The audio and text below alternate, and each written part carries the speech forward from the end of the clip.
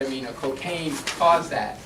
On the other hand, there's if you look at it in room light and then in near darkness, the pupil starts to try to dilate to get more light into it because it's dark. Or if you shine the light directly into the pupil, it's called direct light, and it will constrict. And then it's how fast it responds back up is another indication that is there a drug involvement as well.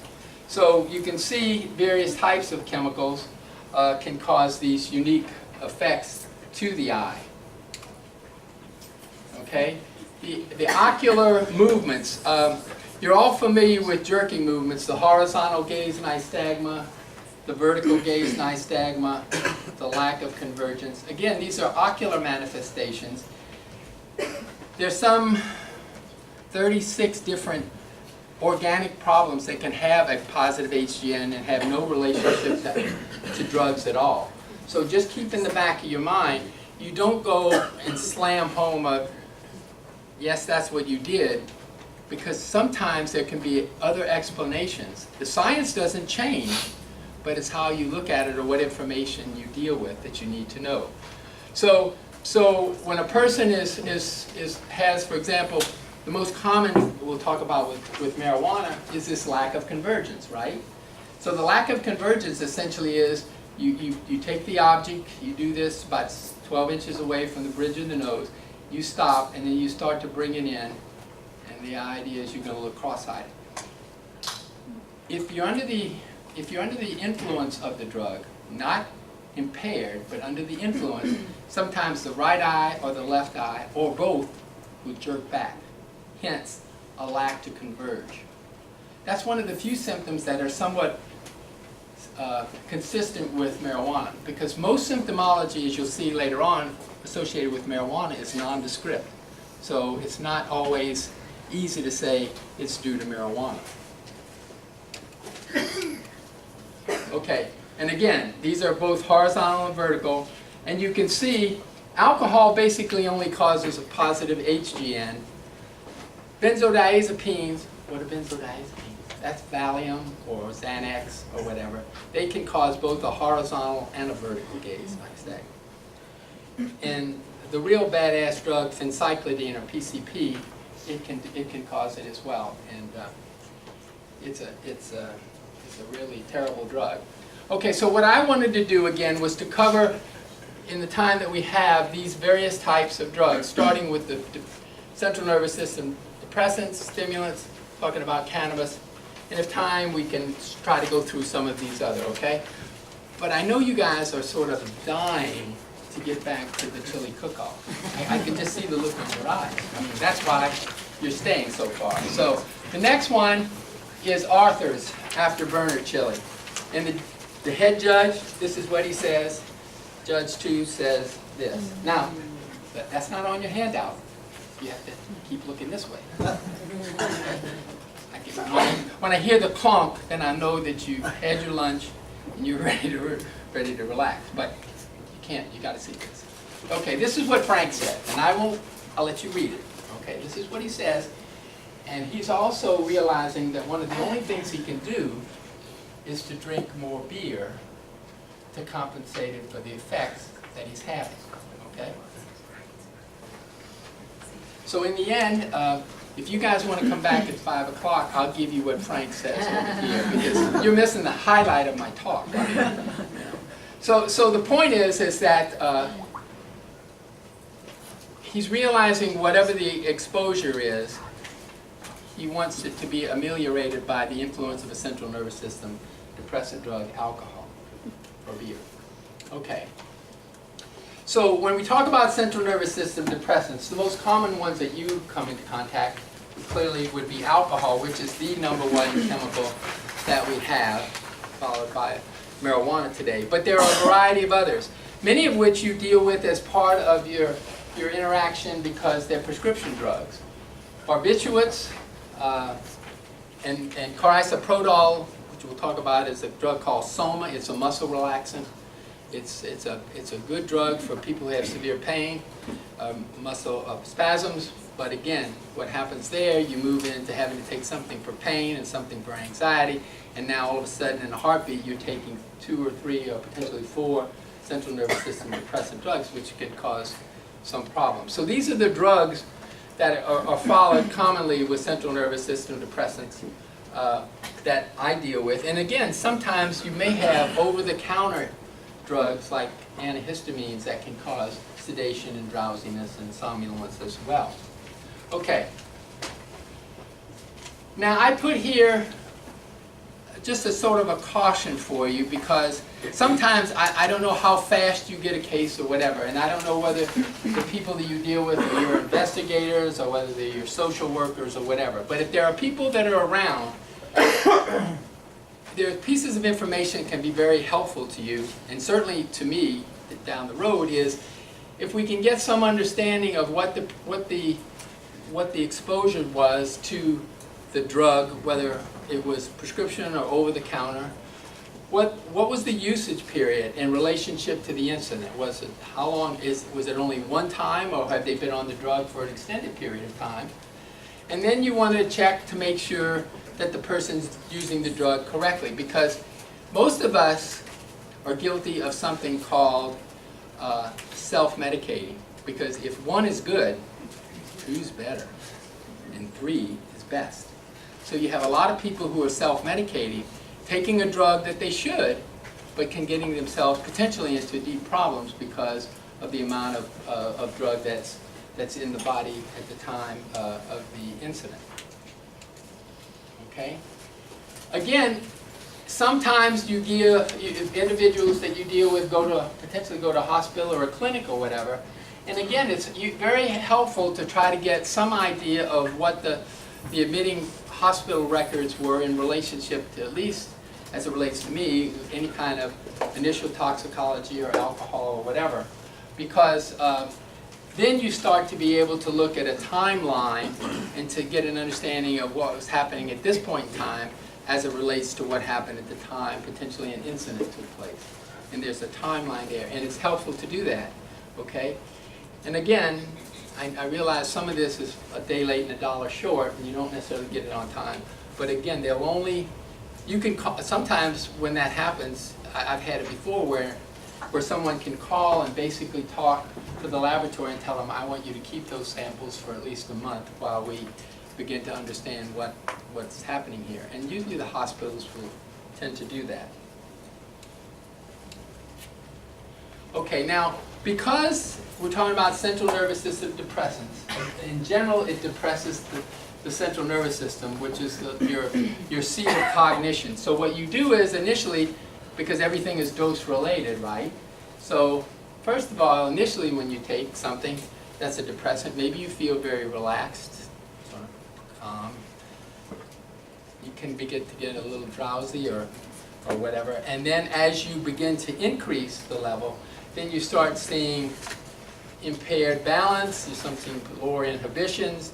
I mean, this sounds like this could be something related to alcohol, but it can be any drugs, including other narcotics as well. It depresses the central nervous system, which means it, in essence, it causes disruption to normal brain function. That's an important consideration with both stimulants and depressants. So now we're going to go just quickly through alcohol. I do know that you know a lot about alcohol because friends have told me they have many friends that are attorneys that wake up in the morning with a .10. They go through life, at the end of the day it's a .18. They go to bed and they wake up and it's a .10, and none of us know. Now there are also a few toxicologists that happens to as well. So maybe I am giving my audience a little bit of extra kill here. But the point is, you can become very tolerant and dependent of the drug. So alcohol is one we wanted to talk about. So essentially now, with alcohol, it's good because we know by and large, we're basically consuming it orally. So what we want to do is basically, alcohol goes into the stomach and into the small intestines. Most of the drug is absorbed in the small intestine because sometimes the stomach has a bunch of food stuff and it sometimes delays the entry into the blood, circulating blood relatively fast. So we need to get the ethanol out of the circulating to various tissues. And the basic fundamental thing that you need to be aware of is that alcohol, ethanol, goes everywhere in your body that water is. And another humbling fact is we're over 70% water as creatures on this earth. So when you have that brewski at the end of the day, or that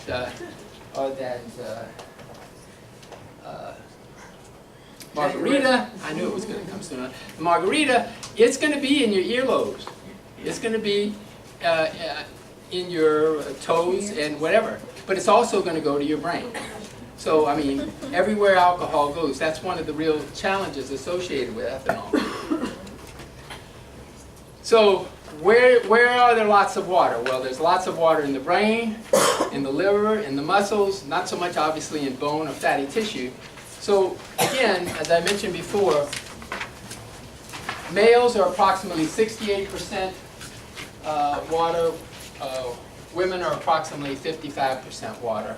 So it permeates wherever it goes, which means, in general, a woman can consume the same alcoholic beverage as a man, and it may not take as much for her to be effective, for her to get the same effect as it would for a man that might have to take a little bit more.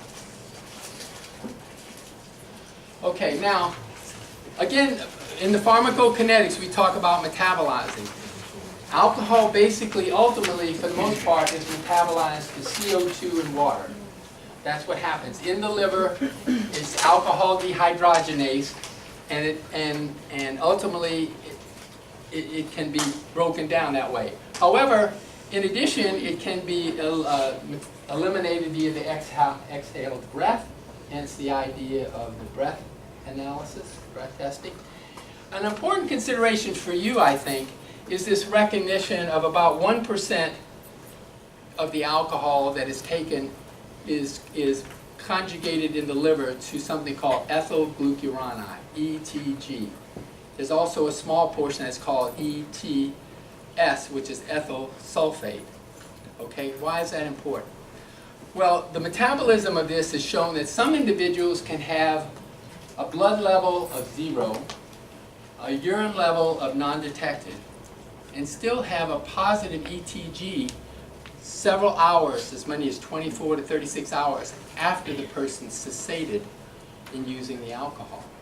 It's a very useful way when you're dealing with people who are supposed to be 0 compliant, that you can have it tested for ETG, where the alcohol is essentially negative, okay?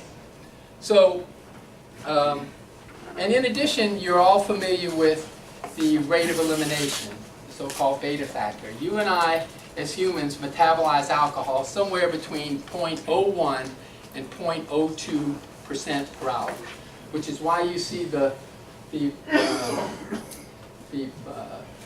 catalogs on the wall or whatever that says if you only drink 1 drink per hour, you're okay. With the idea that if you drank 1 standard drink per hour, it would be metabolized. It's only when you consume more than the idea of 1 standard drink per hour that the level starts to go up. So again, only about 20% of people metabolize at the rate of 0.01 per hour. Most all of us metabolize somewhere between a 0.015 and a 0.02% per hour. Okay, and as I told you before, it's basically metabolized in the liver, but you can use breath. There's also sweat patches and others, or you can use ETG to be able to check for the presence of the use of alcohol.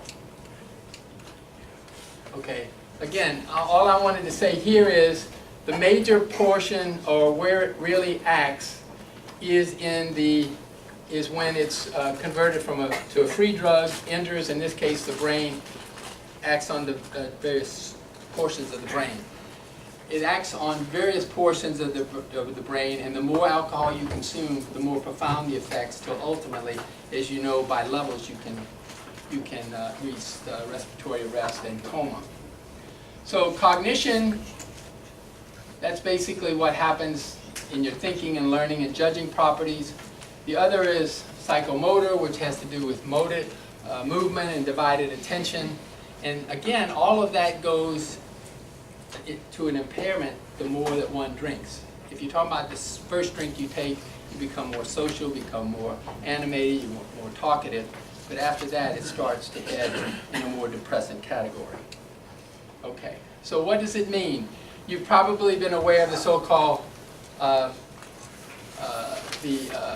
essentially the blood alcohol concentration, BAC, and it's the number of grams of ethanol in 100 mLs of blood. It can also be in percent. The state of California basically says the per se law for driving is a .08. I can assure you before you and I hit the end of this decade, I believe it's going to be at a .05 because most of Europe is at a .05, Sweden is a .02, and so people like in England, they have a car with 6 people in it. 5 of them could not walk and chew gum. They are soused beyond their wildest dreams, but one guy who's the driver has nothing. Because in some cases, like in places like England, you can lose your driving privileges for life.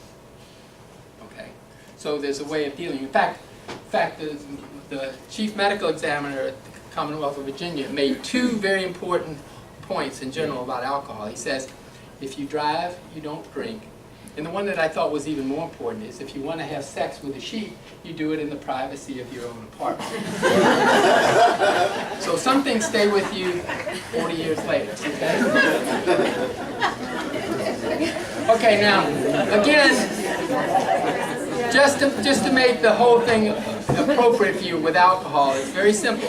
As long as you're absorbing more alcohol than the body's metabolizing, it's going to rise. And that's called the rising side of the curve, the absorption side of the curve.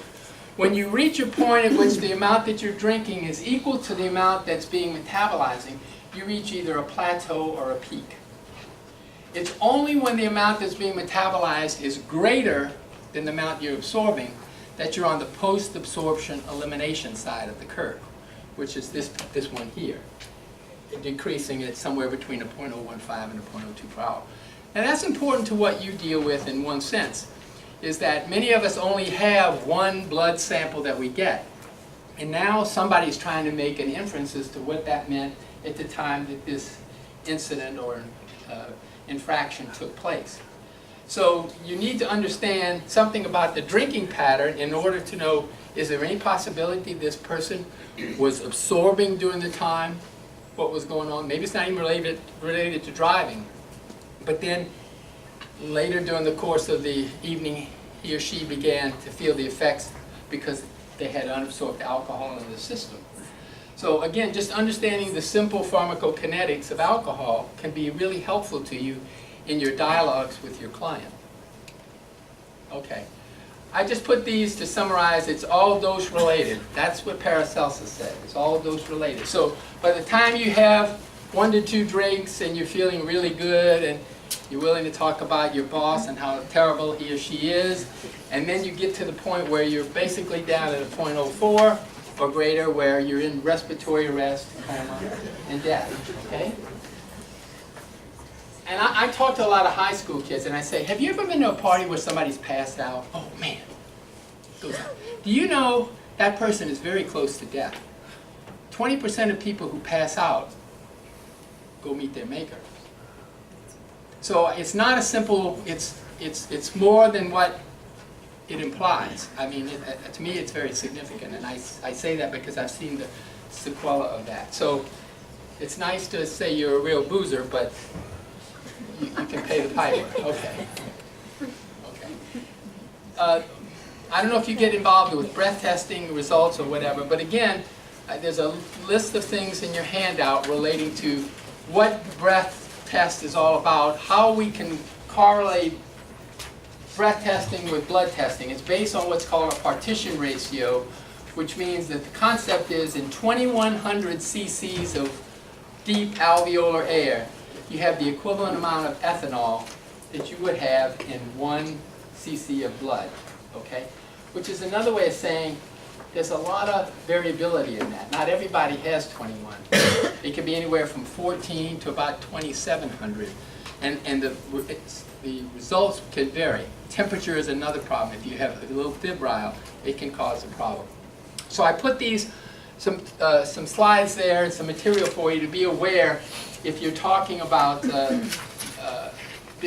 reviewing alcohol in breath. If you're talking about blood, you need to know it's from a vein, you need to know it's been collected properly, and you need to know there's a chain of custody. Because what happens is, in a hospital setting, again, it's not a gas chromatographic method.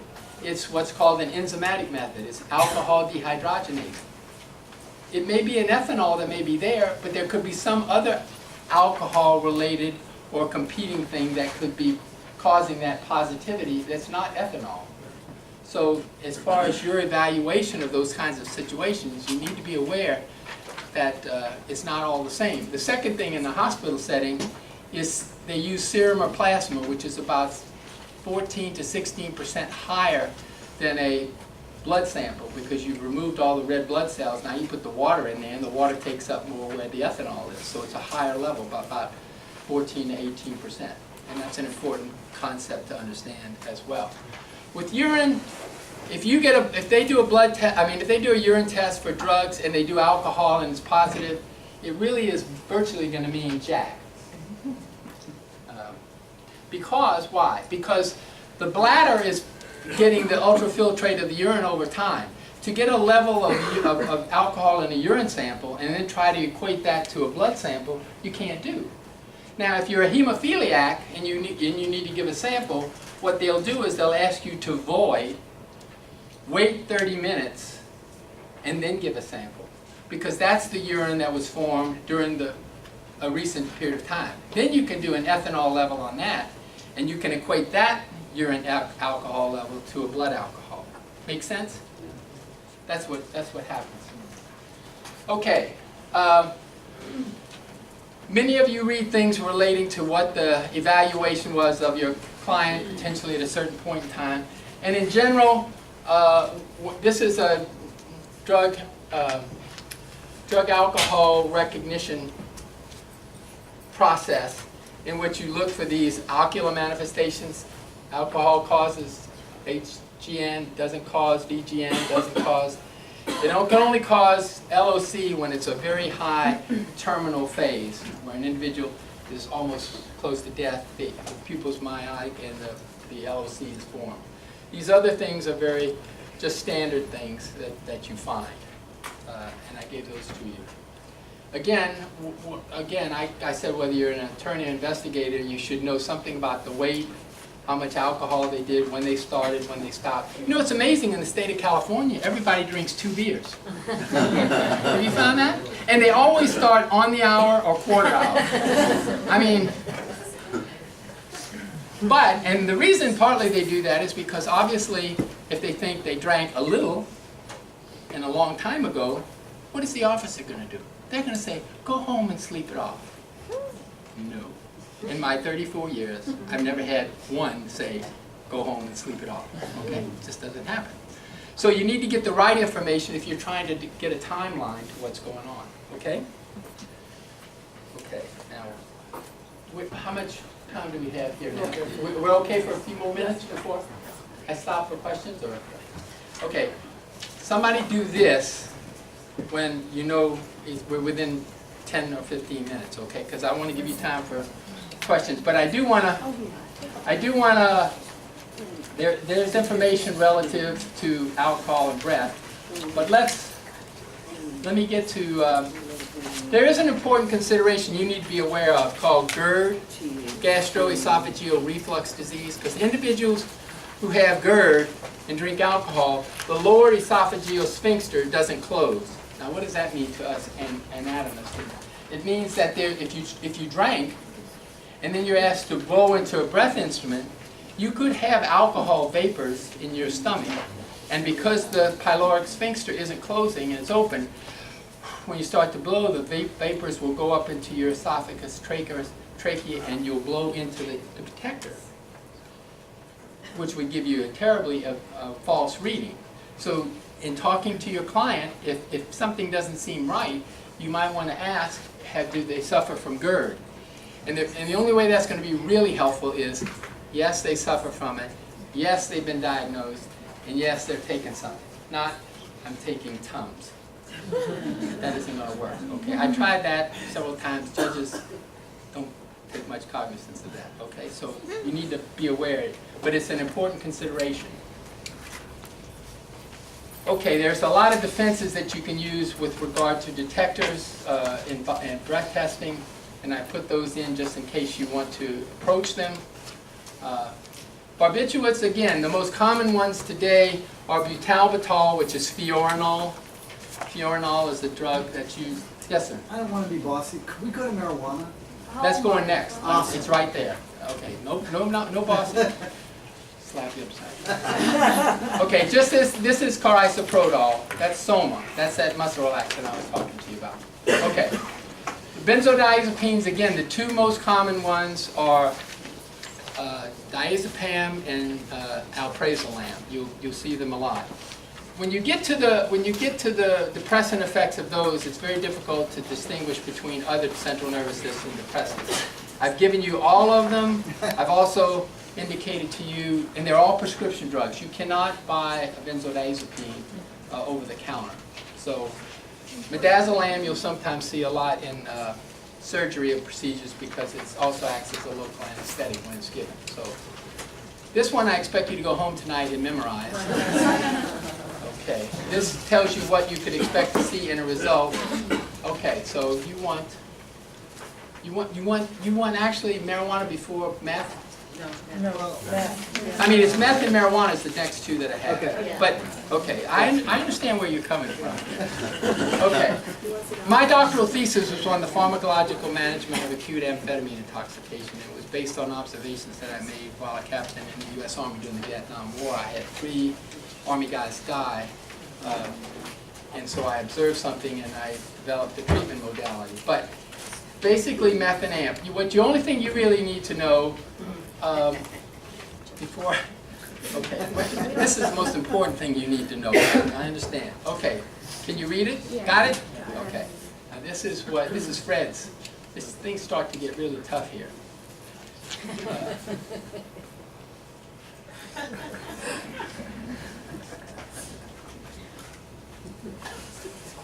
Okay, now you can see what's happening from also, he's getting essentially shit-faced from all the beer he's drinking because now he's taking on, and he's not metabolizing the beer as fast as he's consuming the beer, okay? That's one of the reasons that he has this situation. Okay, so with stimulants, they're central nervous system stimulants, they affect the brain, they produce dilated pupils, vital signs, agitation. They produce primarily things like dilated pupils, not so much ocular manifestations. They can be used in the treatment of narcolepsy and adult onset ADHD. So you could have an individual that was on methamphetamine legitimately. Just to say that before, many of you have kids that are on Adderall. Okay? Adderall is used for childhood ADHD, but in some adults, adolescents can be taken. If you get nothing else out of this whole talk, you need to know that those are amphetamine salts. Amphetamine never metabolizes to methamphetamine. Never. Methamphetamine demethylates to amphetamine. So it's a one-way street. Because I get that all the time, you know. And we'll talk a little bit about passive inhalation. This is just various symptoms. The only other thing I would tell you, there is another situation where you could get a positive methamphetamine, and that's in the use of a Vicks inhaler. Vicks inhaler is the levo form of methamphetamine. It's used as a vasoconstrictor. It's not a stimulant, it's a vasoconstrictor. People who abuse it will break over the Vicks inhaler and put the pad in water and get the methamphetamine out of it and use it. You'd be positive for methamphetamine because unless the lab knows, they have a test that can segregate L from D, but in the absence of that, you would only know it's just methamphetamine, okay? You know the things it's called. This is how it's supposed. I've given you a whole paradigm, if you will, related to what happens when individuals use central nervous system stimulants, okay? Meaning they go through the euphoria, the high, the tweaking, the binging, and the crashing. And there's information in there all along the way. So if you've got somebody that's dealing with that, you will know. Okay, so I'll pass those out. And let's go to something that, okay. Okay, that's, I'm getting one more here. Where am I? Okay. Now the other thing that's just important I would leave you with is methamphetamine is used over coke these days because it's cheaper and it has a longer half-life. It has a half-life of about 12